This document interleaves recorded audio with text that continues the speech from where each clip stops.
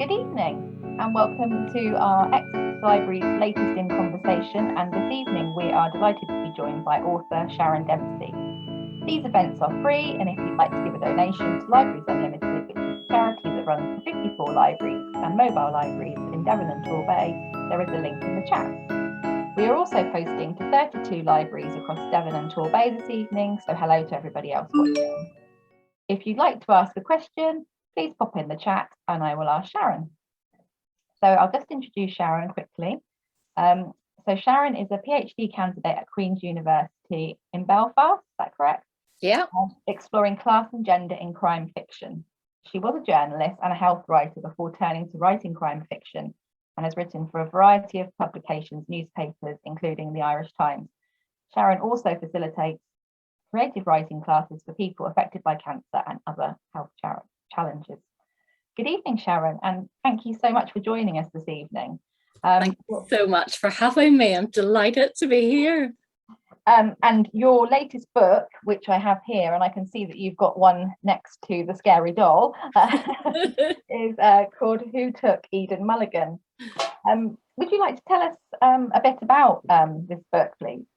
Well, Who Took Chicked Mulligan is very much a cold case wrapped in a present-day murder scene. So it opens quite dramatically with a young girl running towards a police station. And when she gets there, she tells them that she's done it. She has killed the 4 people that she's with in a little cottage outside Lisburn, and she promptly collapses and has to be rushed to hospital. But it's no spoiler to say that we know very, very quickly that Iona couldn't have been our killer. And so it's just intrigue upon intrigue is layered up until we get to the end. And it is like you say, it really does hook you in straight away. I mean, the prologue is so gripping that it literally, throws you right in, and you don't want to put it down after that. Did you always plan that the novel would start that dramatically? Well, the way it sort of started was I had 2 ideas, and I thought these 2 ideas were for 2 different stories. So I had the idea of a cold case regarding a mother who had vanished without a trace, and the thought of these children that are grown up, how would it have affected them? But sort of at the same time, I had this very visual image came to me, and it was of 3 people I think, lying on a bed, brutally murdered, slashed to pieces. And I could see this reflected in a Victorian style wardrobe mirror, but yet I knew it was a present day murder scene. Mm-hmm. And so I didn't know which story to go with. And then in a flash of inspiration, I thought, I don't have to write one or the other. What if I write both of them and put them together? And almost as soon as that entered my head, the story just took off and sort of had a life of its own. So I wrote the story, and as I always do, I sort of do my prologue at the end. So I go back and then think, right, what do I need to put my reader right in the action? I like to drop the reader right in the middle of it. So you're thinking from the set off, what is going on, Because I think that's the biggest hook, is to know, to find yourself wanting to know what's going to happen next. Yeah. So that's sort of my route into doing that, really. I think people really do like the sort of the fast. I definitely do. I like to have that, hook in straight away and know that you want to keep reading. I enjoy sort of fast-paced sort of thrillers. And I think if you have like a really sort of striking prologue, it really sort of kicks that off. The setting of the rundown cottage is really instrumental, isn't it, in the story? And I loved it when Danny and Rosie first entered the cottage, and you say that you write that Rosie's stomach turns and she feels that they've entered a place where nothing good could ever exist.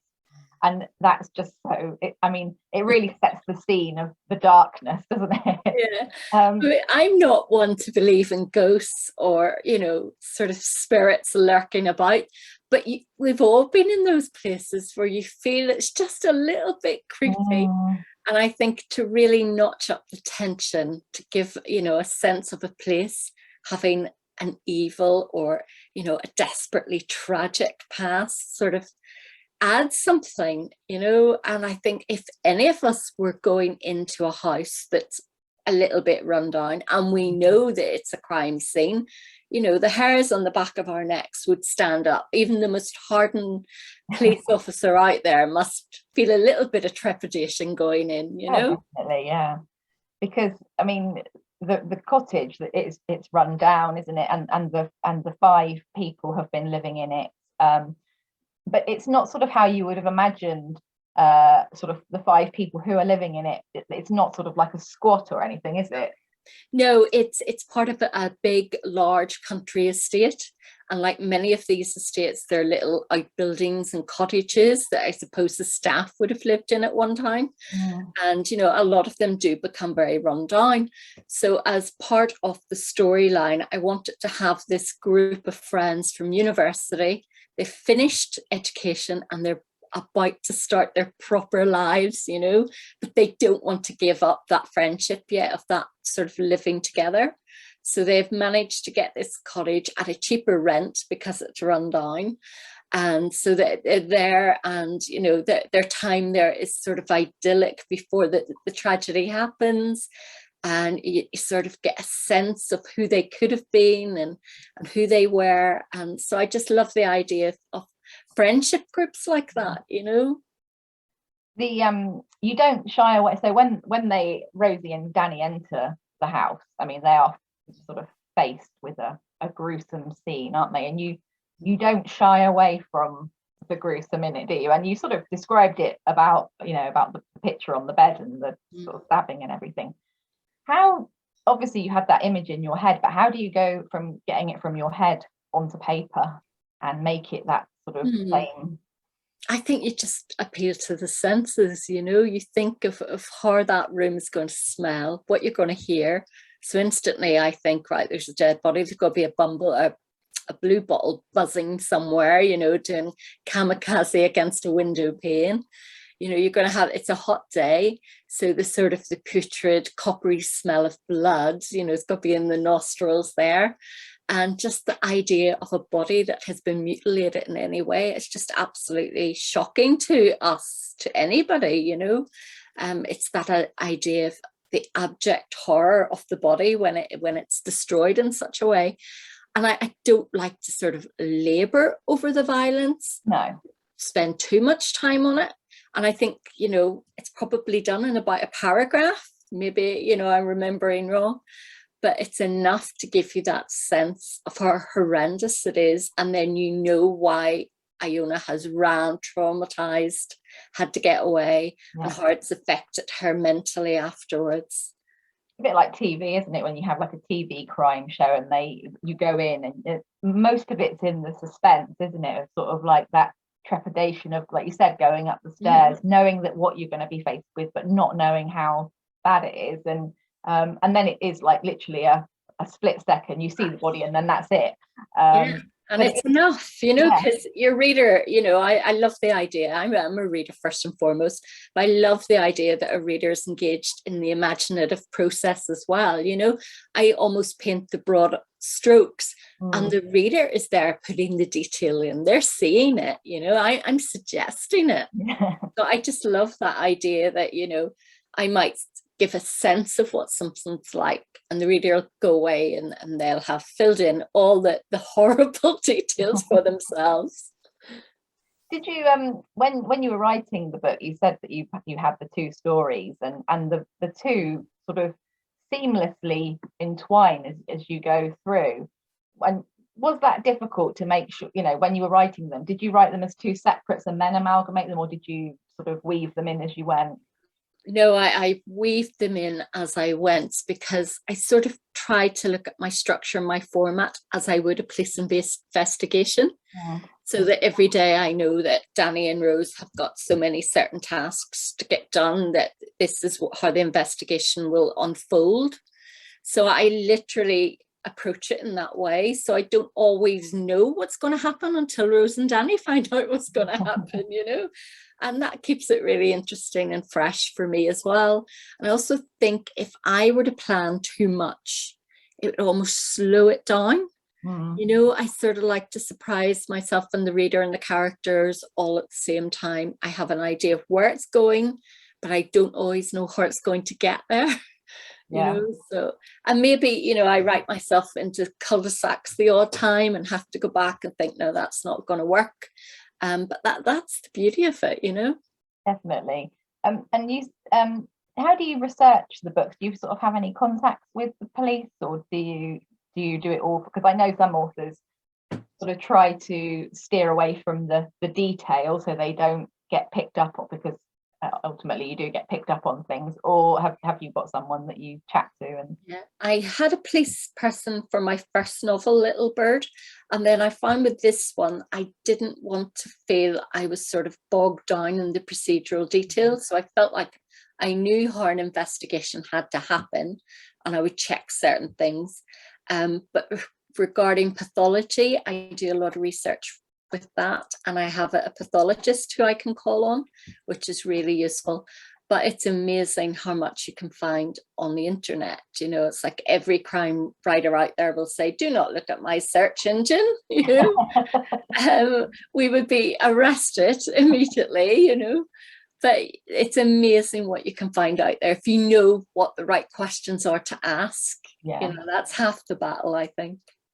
And I guess you do know, so when you've got that idea in your head, you can sort of look up, you know, or even, I guess, you know, if you're not going to be sort of rigid on it, you can sort of look around at what you have there. Do you? I really love the chemistry between Danny and Rose. They're old best friends, aren't they? They went to university together, and they haven't seen each other for a while, and then they're brought together again, aren't they, in this book? And he is a detective inspector and she is a forensic psychologist. How did they sort of materialize in your sort of writing? I love the idea of somebody coming into a place from the outside. So it's that old trope, stranger comes to town, and that's the role that Rose takes. And it allows me to show Belfast through fresh eyes. She's seeing it now totally differently from how it is from how she grew up. So there's that disconnect of how she thinks it is and how it really is now. And I love male-female friendships. I love that little sort of will they, won't they? I love watching that. I love reading that. So I was always quite keen to bring an element of that into the book. And then to have that as part of the overall arc as the series goes on, you know, and I definitely won't let it happen too easily for them, you know, they'll have to work for it. But, you know, it's one of those things that as characters, I know that they'll be good for each other, but they won't get there easily. Definitely not. That's part of the fun, isn't it? I was thinking of do you remember Moonlighting with yes, so that went on for like ages, isn't it? And I think that's like part of it, isn't it? It's like that, the will they, won't they, you know, is it going to go that way or is it not going to go that way? And sometimes it goes that way and then it all gets messed up and ground zero. So yeah, there's a lot of scope there. And their characters are really interesting as well. I like the fact that, you know, she's very much his equal, isn't she? And you know, he doesn't sort of treat her as anything other than his equal. Well, I think she's more than his equal. You know, I think Danny really looks up to her, and he always says that, you know, he does his best work with her. He's always trying to impress her. And I like that about him, you know. And she's very cerebral, she's very academic, whereas he sort of goes in with the size 11s on and wants to get things done. You know, they've just got different approaches and each complement each other because of that, you know. I mean, well, so you did mention, and one of my questions is that will there be more from Danny and Rose? And you just sort of briefly alluded to it. So this is a series, and I've just finished the second one in the series, and I can tell you that the title is called The Midnight Killing, and it will be out in March, and I'm really, really excited about that one. Wow, that's great. And is that set in Belfast again? It is, but unlike Chicked Mulligan, it's not a Troubles novel. There's no sort of Troubles backdrop, but there is another cold case. And it's set in Belfast, and Donegal, which is in the south of Ireland, but north Yeah. of Belfast. And it's, you know, it's a story that I've really sort of had burning in the back of my mind for quite a while. So I'm just really excited to be able to share that one. Was it nice bringing them back again? Did you? Oh, yeah. Yeah. It's just like, you know, meeting up with two old friends, you know. And I suppose when you're writing a series, you have to do a bit of groundwork of getting to know who your characters are and having a sense of the community around them, whether it's in their workplace or home life. And so you know then what's going to happen to them. You know, it's almost like I've got 4 or 5 different story arcs. So one will be about Rose and her family, one will be about Danny and his ex-wife, you know, and then the colleagues that they work with. So there's a lot of the work that's maybe already done in my head, so that when I start writing it, maybe comes a little bit more efficiently and easier the second time, you know. Yeah. Did you always plan that it was going to be a series from the beginning? That was the hope. And then when Avon offered me a deal, they wanted it to be a series, so that was brilliant. Yeah. And they've got great vision for what they want it to be, so you know they're as excited about it as me, which is wonderful. It's really exciting, isn't it, writing a series? I was talking to Karen Rose, the author, the other day, and she, you know, her series is amazing. And I just found it really fascinating that, you know, how, you know, she writes so many series. But it's not, you know, and she reinvents the characters, and they come back and they start off as a child and then come back as an adult. And is that something that you would, you know, would you sort of like to see Danny and Rose maybe have spin-offs, or absolutely, and other minor characters in the background? You know, there's always potential for them to have their own series. Mal McGee is one that I keep, you know, he's there, and you sort of knowing that something's going on in his home life, but you don't really know what. And you know, so there's definitely, and then I have a new character that I brought in as well. She sort of does the nitty gritty of the forensics out on the ground, and she's from Sligo, and she's quite sarcastic and dry, and I definitely think she's got a lot more to say. You know, whether she'll be a bigger character in the next is maybe the way it'll go, or would she spin off on her own, I don't know. But I'd love to write standalones as well. That's the dream too. Yeah. Is it very different writing, because your first book was a standalone? Is it very different writing a standalone? Yeah, I think there's a sense that you want to sort of have it complete, you know, and although you do have a sense of completion and closure with the case as such, you need to feel you've said everything you needed to say about those characters, you know. So I've written another standalone. Really excited about it. It's just like my favorite writing experience ever. So yeah, it'll be interesting to see what happens with that one. So that's quite fresh for me as well. When's that one coming out? Don't know yet. Got to see. That is exciting, because I imagine it's a bit like, I don't write, so I can't really say, but I imagine it's a bit like a short story and a novel, and a standalone than a series. So it's about sort of, in a standalone, you have to be more, like you say, succinct, and make sure that you close everything off. And there's something liberating about it though, because you're not carrying any of the known baggage. Whereas when you're writing a series, you do have to be aware of what you said before, and what age somebody is, and who their siblings are. It's a lot of information to keep in your head, you know, because you don't want to keep opening up files or taking down your last book to check it, you know. Do you have a spreadsheet or anything with them on? I don't have a spreadsheet, but I have what I call cast lists. So I'll have information about each character. It can be as simple as their age, their sort of colouring, their, you know, or it can be detailed about their personality, little quirks. Somebody like the pathologist, Dr. Lyons, you know, somebody like him, you're going to have little quirks. You need to make sure you're consistent with. So that's my sort of process regarding that. It's difficult, isn't it, as well, because people will see it as well, you know. If you sort of say you have size 10 feet in one book and size 11 in another, then someone's Yeah, going to do it. it's amazing. When you're writing it, you don't see things like that, but as a reader, you do, and it just jars in the brain instantly, you know. So thank God for copy editors. That's all I can say. So when we first when you joined this evening, I clocked on the shelf next to Who Took Eden Mulligan, the doll. Dolls. There's 2 dolls. Oh, is there two? Oh, I can't. Oh, I didn't see the other one. Oh, yes, I can see. Oh, yes. We've got Heidi and Hannah. Heidi and Hannah. Yeah, I like a motif. I like sort of a theme or an image that will run through a book, and I think dolls have great potential for creepiness. You know, they definitely are. So, you know, in Eden Mulligan, very, very early on, there are 5 dolls, hanging dolls from a tree in the garden of the cottage. And I just think, you know, it's like almost like an old horror movie trope.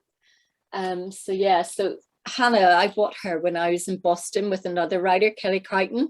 We were over there for Boston Book Festival, and it was Halloween time. So I managed to find Hannah and brought her home and just creep out my daughters. They don't really like my dolls. No, I'm with your daughters there. I'm not a big doll fan. And they are, I mean, it's funny, isn't it? Because they are, you know, they can't do anything. But I think it's like the whole Chucky thing, isn't it? It's that sort of like if the doll comes alive. Yeah, this malevolent force around them. I don't know what it is, but yeah. And I think anything that sort of looks innocent, but you think, is it really innocent? You know, it's just sort of like there's a darkness there, you know. So the ones that terrify me the most are the China ones, you know, that people collect. Yeah. Some of those and I know they're not supposed to be terrifying, but they do terrify me. It's quite good now, because since Eden Mulligan came out, I've had a lot of friends buying me creepy dolls. So, and I have one good friend from primary school. She was clearing out and they found one. So she says, "I've kept it for you," you know. And I'm like, yay. And your daughters are going to be well impressed with that, aren't they? Yeah.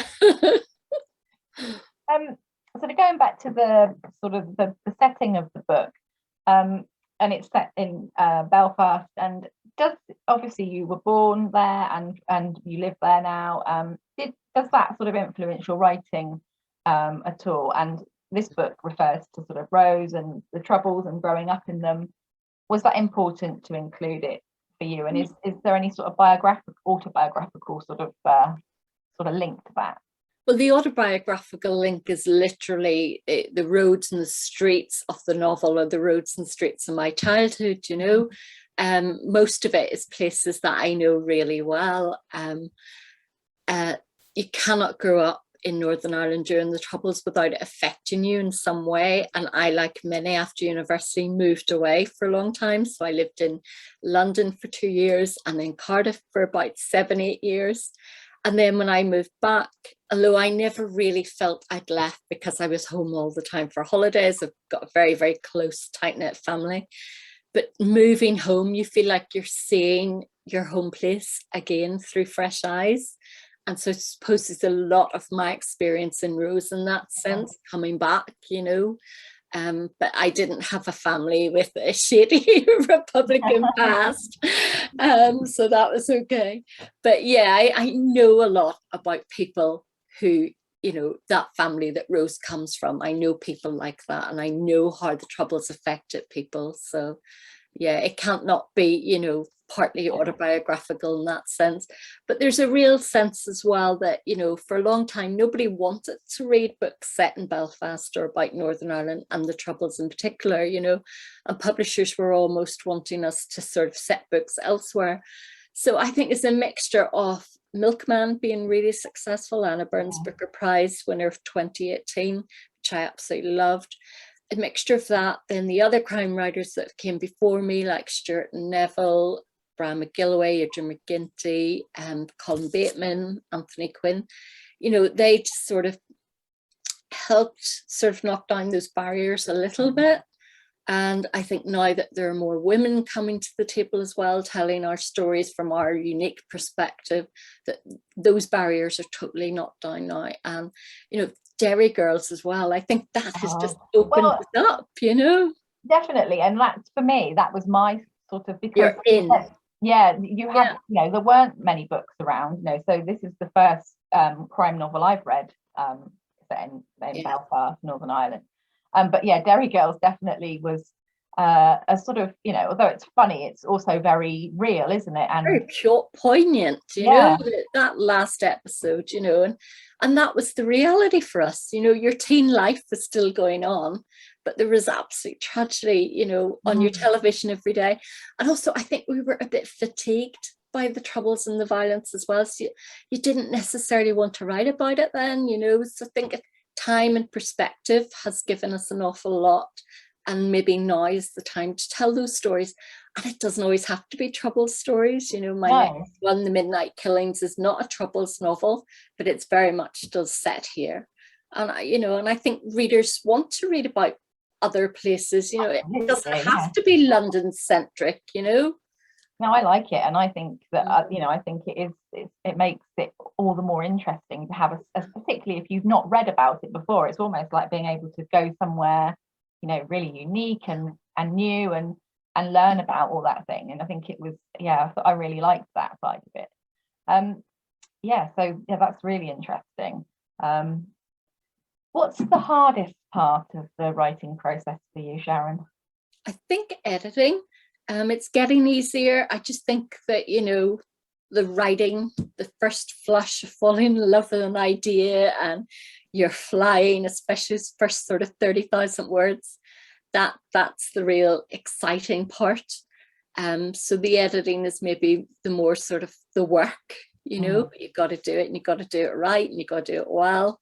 If it was easy, everybody would do it, and, you know, so I'm growing to love the editing process because it really does help shape the book and make it better. So it'll be my first edit, then, you know, my agent could have her eyes on it and she might make a few suggestions, and then it would go to my editor at Avon. And I've been so lucky with my editors to date. They've just been absolutely brilliant and see the story. You know, it's not about changing anything. Yeah. You know, it's about polishing it and making it even better. And, you know, I'd be crazy if I wasn't on board for that. You know, I want the book to be the best it can absolutely be. Is it difficult ever to sort of, if you have ever had to sort of change anything that you haven't wanted to change? No, I'm very, very lucky. That has never happened. I know when Eden Mulligan first went to be edited, I actually expected a lot of the politics to have been removed, and that wasn't the case at all. So my edits have been very, very light, touch wood. But funny enough, the standalone that I'm working on, I've had to do a real full 360 degrees rewrite on that. And that's just from feedback from my agent. You know, she sees that it needs to go in a different direction. I totally agree with her having seen that and understood what I wanted to do with the book. It's a bit ambitious. So yeah, that's fine, but that's part of the job, as part of the process, you know. I think I'm really fascinated with the editing process, how, you know, I guess it comes from experience as well, and yeah, knowing. But just to be able to sort of look at someone's work and go, actually, I think this would work better, and it does. And then, you know, the thing is that when you hear that feedback and you know it's right, that makes you excited. If you get feedback and you think it's not right, that is really disturbing and upsetting, you know. So as long as everybody's on the same page, then it's absolutely fine. Yeah, no, that is good. So, what do you like reading? Crime. Massive crime buff. Also like a bit of horror. Katrina Ward's The Last House on Needless Street. I read that not that long ago. Brilliant. Stuart Neville's new book out just now, The House of Ashes. I'm reading it. It's crime, but has a bit of a supernatural tinge, the way Sir John Connolly would. Really, really good. Writing is amazing. I think it's his best yet. Then We Begin at the End, Chris Whitaker. I love that book, absolutely loved it. So yeah, I read widely. I read 4 books at a time, and also I'm reading a lot for my PhD as well. So there'll be books that are very specifically for that, and then books that are sort of keeping up with my own genre, and the next thing that comes out, I'm like, oh God, I gotta read it. First and foremost, I'm a reader before I'm a writer. That's why I write. I love books, so I just get so excited about reading book reviews and knowing what the next big thing to come. Must be, I mean, you're incredibly busy doing a PhD and writing a novel. I know, but at the end of the day, it's all about books. It all comes down to books. So I don't think about it as a massive thing. I try not to let myself think about it. I just think, well, it's all books. It's all books. Fine. It's just reading, writing. It'll be all right. I guess with the PhD, you can sort of do it. My eldest is doing their PhD, so like you can do it over a sort of period of time, can't you? It's not like you have to do it by tomorrow or anything. But I have 3 years, so I have 2 years left. So I've just finished my first year.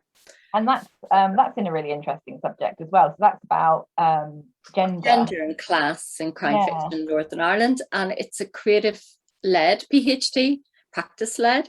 So I have the academic section, and then I create a new work of fiction to support. Oh, really? The thesis. Yeah, so that's really interesting. So that's another novel that I have. That's not one of the ones that you're writing now. No. Wow. So that's sort of maybe sort of 75% of the way finished. So yeah, and again, I love that one. Yeah. When do you have time to do anything else? I don't know. That's all I do, and you'll find that with most writers, just sort of your social life becomes literary events, or you don't just sort of write 9 to 5. Nobody could do that. So you might write in a 3-hour block, and then you might read for a while and then go back. And I manage it somehow. I don't know. I don't want to look at it too closely in case it all falls down. Do you have a sort of a process when you get, do you have like a structure every day?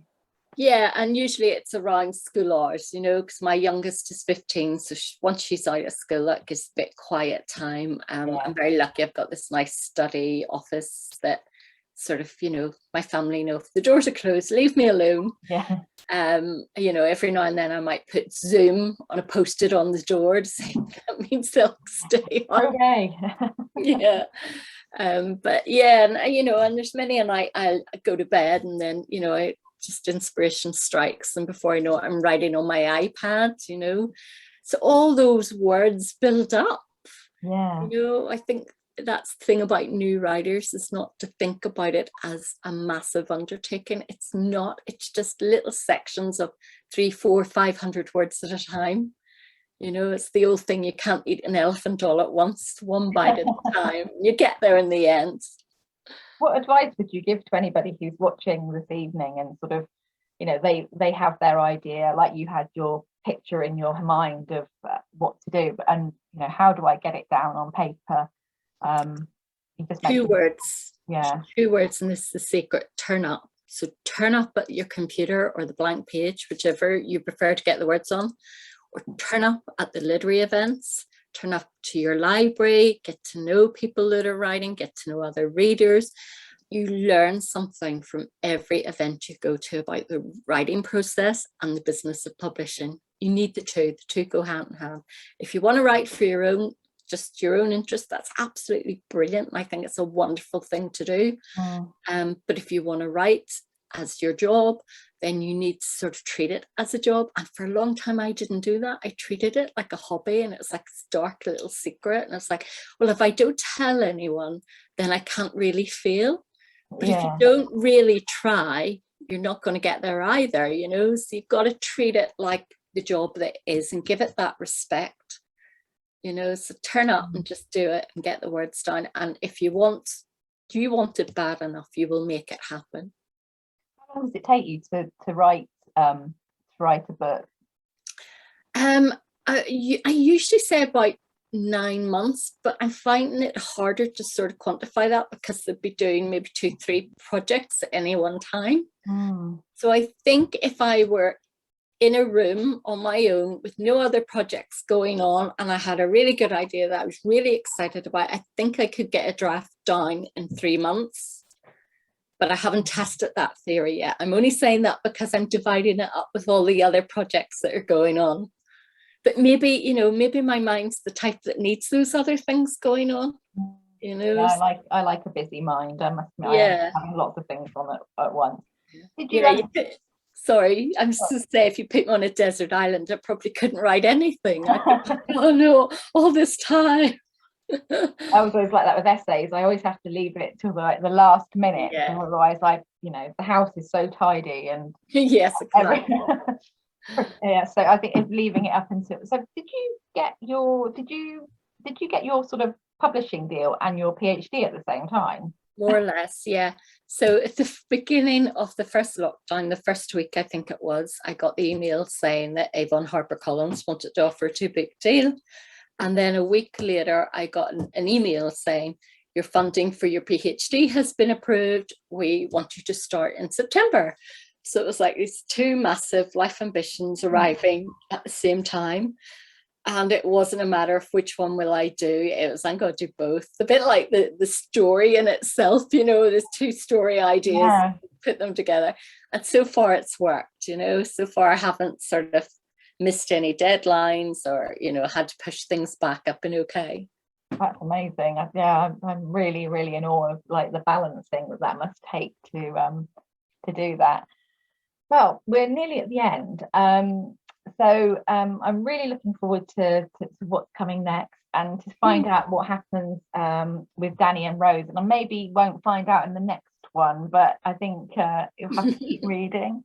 And thank you for joining us this evening, and thank you also for introducing me to sort of Belfast and Northern Ireland crime, because it's not an area I've read at all before. So I can definitely recommend it, and I'm going to show it up again because it is a really striking cover. And my colleague Serena, who is probably watching, made the asset for it, and she did a great asset with the police tape. So it's a great book. So thank you. And Who Took Eden Mulligan is out now.